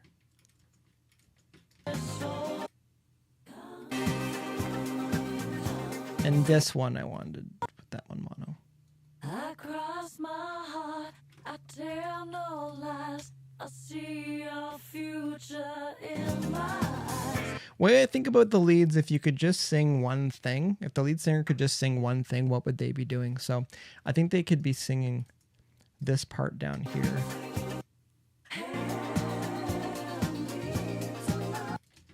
By that, what's this? Whispery stuff. Ear candy. What is this? It's kind of pads. We might move that down to the pads department.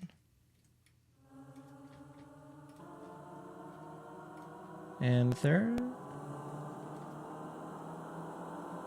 I can just imagine someone thought that was a really good idea when they're tracking. Like, let's just do this. And you, like things like that, if producers are doing things like that, you have to buy into it.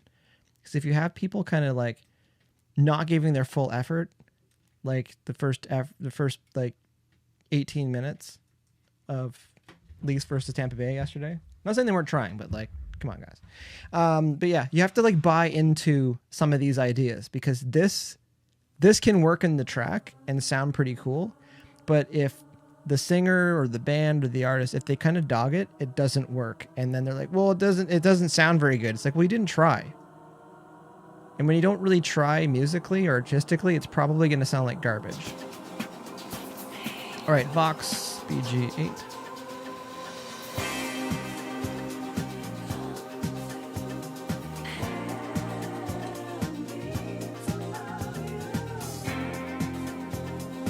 That might be everything. Look at our faders. Anything down?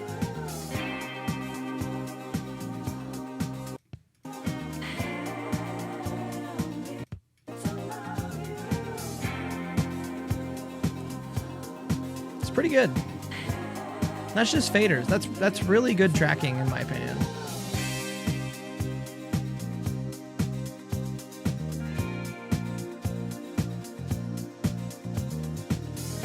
Sounds good in the headphones. Don says, be right back. It's all good.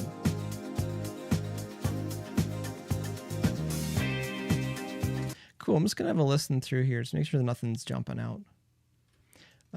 Probably start putting some markers in. I think that's a good idea.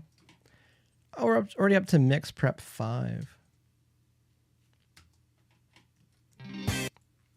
I like that little sweepy rake thing in. Dude.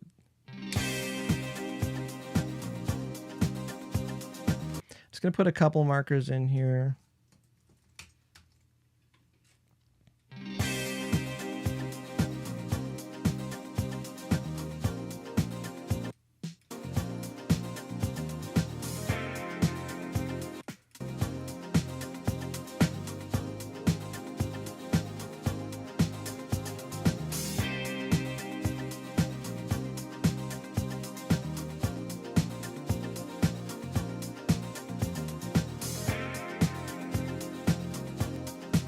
See, this is a bit long.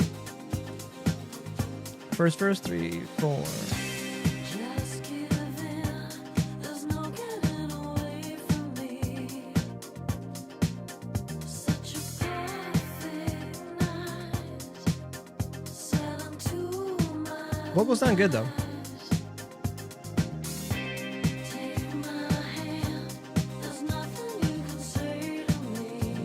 There. Yeah, 16 bars. Like, that could be 8 bars.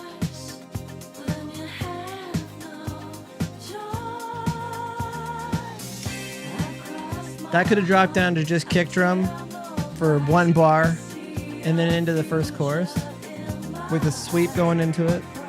That's just me. You could go to the tag of the chorus right here and then save this back half for the second chorus. That's just me. But that would cut 17 seconds off. Probably could have cut 30 seconds off the song already.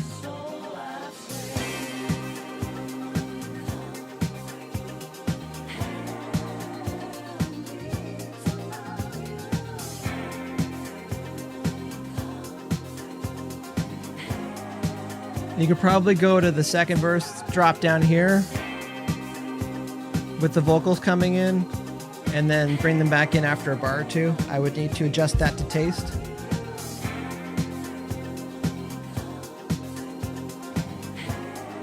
So I think everything's 16 bars.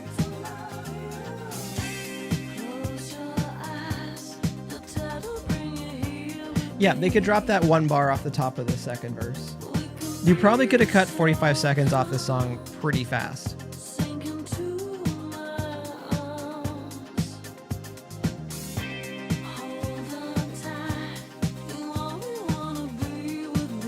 But if everything's 16 bars, maybe they know something that I don't know about dance music.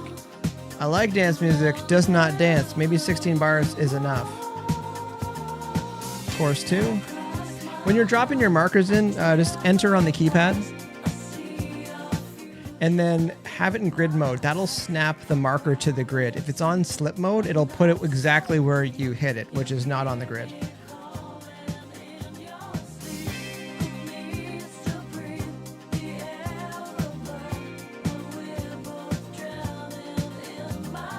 I'm already excited about Thursday to get back to this. I will not be here Thursday evening. That I do know already, so I'll be here at noon on Thursday.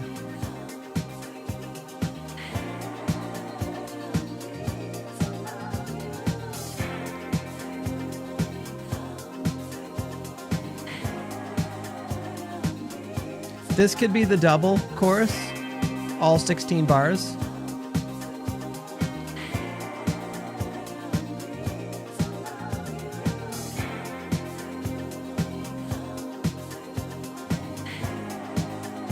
And then our bridge or breakdown.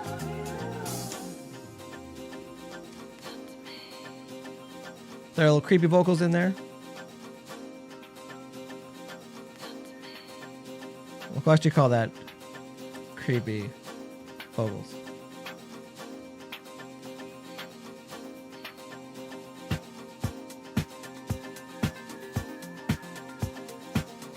We have some work to do on that kick and snare sound.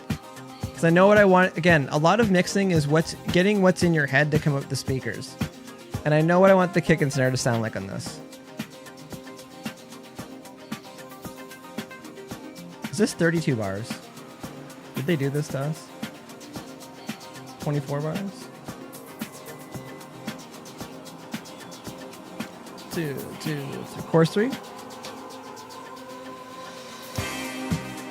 Okay. I want to check how long that is. 25 bars, so 24 plus a bar.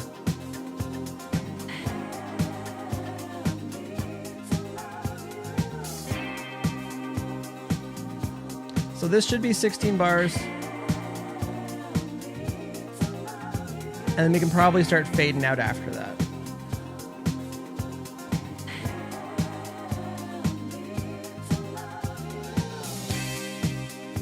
So I don't think there's any leads going on here.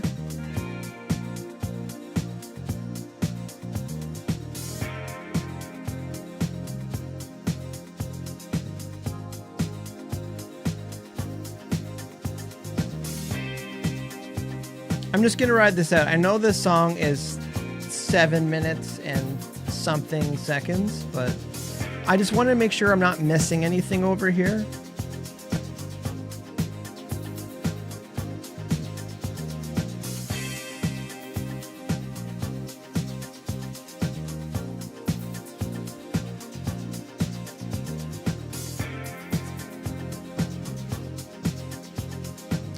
I think this is all just kind of loopy stuff going out, but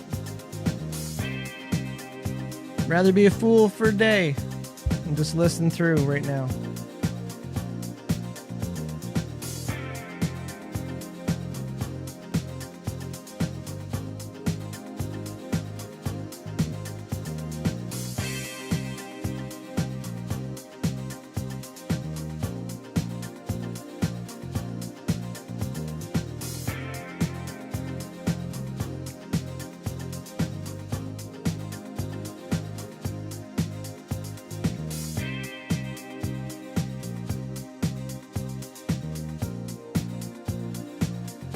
All right, not hearing anything. We just got a few more bars to go.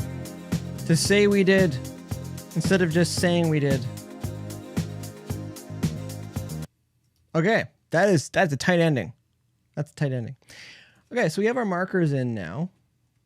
So we can bring that up. Just option 5 in the number pad for all memory locations. Just gonna look through here.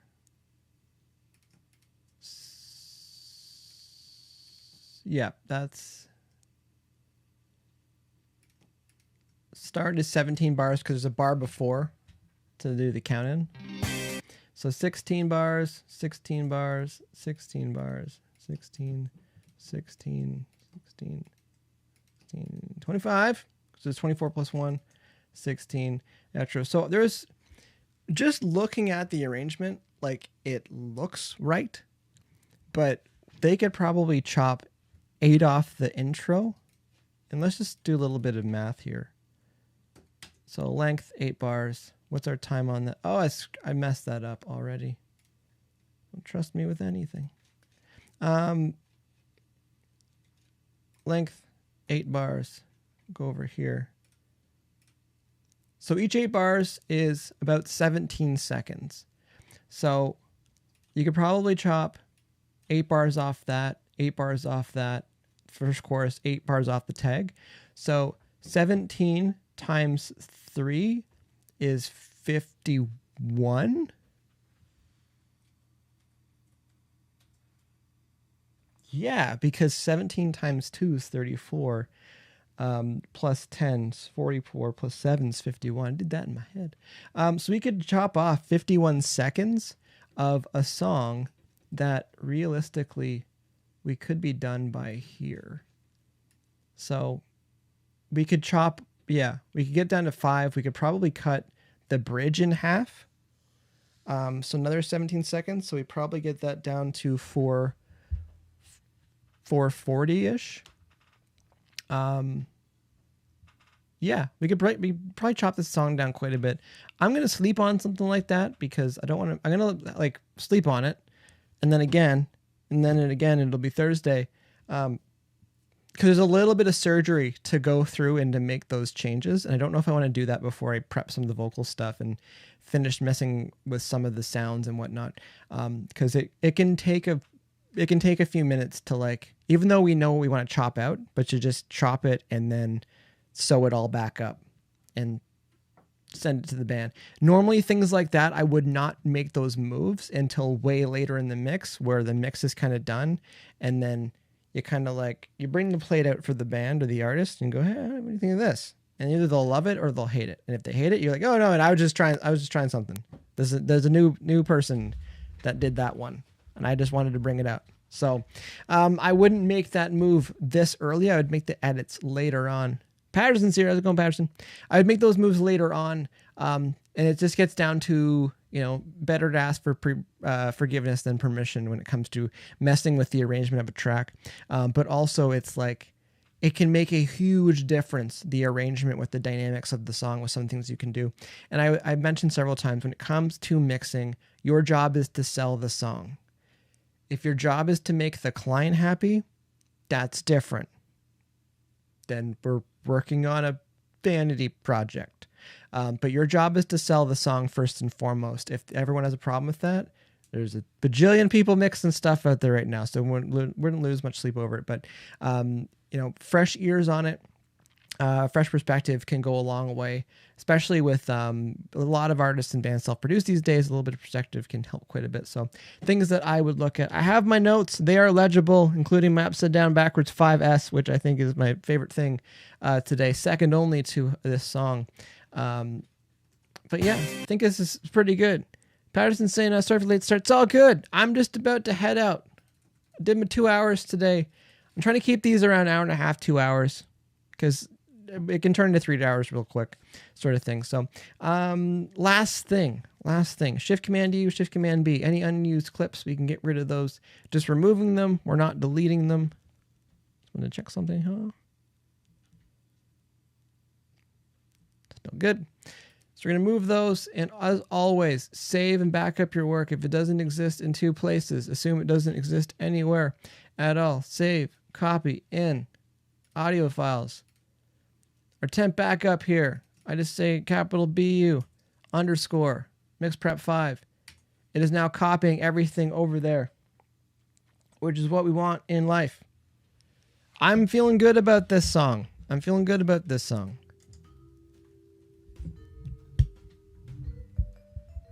Patterson says, what's up, Don? Don's away right now. Might not be back before the end of this.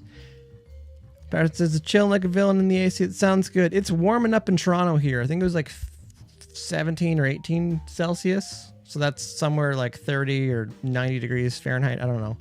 I still don't know. I know it's 100 is hot. 100 is hot, especially when you have AC in your van. Those were the days. All right. Appreciate everyone hanging out tonight, and appreciate everyone tuning in, either in real time or later on. New song again today. Georgia Wonder. Song is called Siren. It's disco pop tune. I like it. It's disco pop rock, but it's definitely more disco and pop than rock for me. Again, when I was scrolling through this, where did I get these sessions from? This is a website called Cambridge Music Technology. I scrolled past it, reminded me of ABBA. I'm like, that's what I need right now after that disastrous Leafs game last night. I needed that in my system. I really enjoyed going through the tracks today and just listening to what's here. It already sounds pretty good to me. I know in my head where I want this to get to, but it feels good when you put the faders up and it just already kind of comes together and things aren't fighting and nothing's harsh, and it's awesome. I know it may look like I'm shedding a tear right now, and I sort of am, because excellent engineering, which kind of gets brushed under the rug, unfortunately, these days, because everyone's recording their stuff at home on whatever gear they have. But whoever engineered this, fantastic job. It sounds great over here, and I'm looking forward to where this can be another 2, 3, 4 sessions. So Patterson says it's 80 here. 90 Tuesday, Wednesday. Oh, sounds awesome. Got the shorts on, Patterson? I'm not into shorts yet here. Still got pants on. Still pants and shirt going on here. T-shirts though. Don's back. So sounds good, Don. But yeah, no, I will be back here. So not Thursday night. I will be back here Thursday afternoon. I have plans in the evening. So I'm looking forward to that. Probably getting to do some vocal prep. And might get into some percussion-y stuff too, because there's a couple things that I'm missing, but we'll see. Maybe I'll save that for part 3. And I'll fight the urge to do some surgery to the arrangement, sort of thing. Patterson's wings plans. Nope. Not wings plans. It's Saturday. Actually, I think I have taco plans this weekend. It's been a while since we had tacos here. All right, I'll quit rambling. I've had my 2 hours is almost filled up here. I appreciate everyone tuning in tonight. Again, new song today, Georgia Wonder, Siren. It's a duo. The song came out, I think, in 2012 or 2014, so it's definitely a few years on it, but I love it. Great engineering, fantastic vocal, just fantastic top to bottom the way it's working, so I'm looking forward to next time. Again, get these sessions from Cambridge Music Technology. Links are below if you're watching on YouTube. that's my time tonight. Again, my name is Mike. I'm producer, engineer, mixer based in Toronto, Canada. This has been Let's Mix Live, where I live stream some mix sessions start to finish, so you can hopefully help you. I can hopefully help you make your music sound better. And again, I'm not here to show you what you should do, but what you could do, because there's lots of different ways to make our music sound great. Thanks for hanging out tonight. Have a good rest of your evening, everybody. Be safe. Talk to you later.